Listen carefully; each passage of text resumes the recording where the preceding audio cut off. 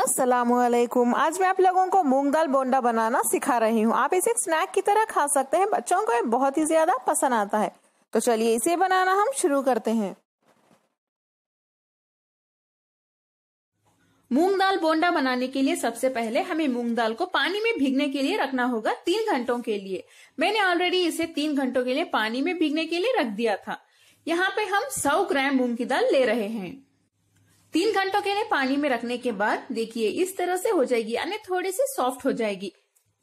Next हम इसे grind कर लेते हैं, यानी पीस लेते हैं। दरदरा सा पीस लें, ज्यादा बारीक ना करें। दरदरे से पिसी हुई मूंग दाल अब तैयार है। देखिए इस तरह से पीस लें।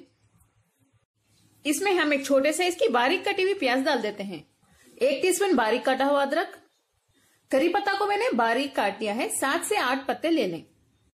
2 बारीक कटी हुई हरी मिर्च। थोड़ा सा नमक डाल दें।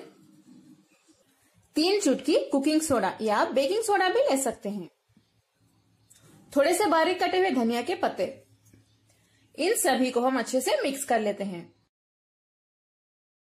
सभी इंग्रेडिएंट्स अच्छे से मिक्स हो चुके हैं। इन्हें डीप फ्राई करने की तैयारी शुरू कर लेते हैं। पैन में तेल गरम कर लें। तेल हमारा गरम हो चुका है। पहले हाई फ्लेम पे गरम कर लें। हाई फ्लेम पे गरम होने के बाद इसे मीडियम फ्लेम पे रख के हम इसमें मूंग दाल के बोंडे डाल देते हैं।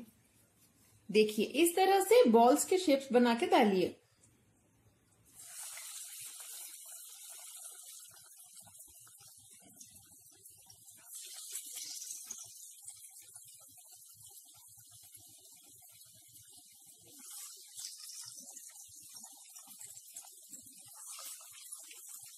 बोंडे हमारे अच्छे से फ्राई हो रहे हैं। धीरे से हम इन्हें टर्न कर लेते हैं।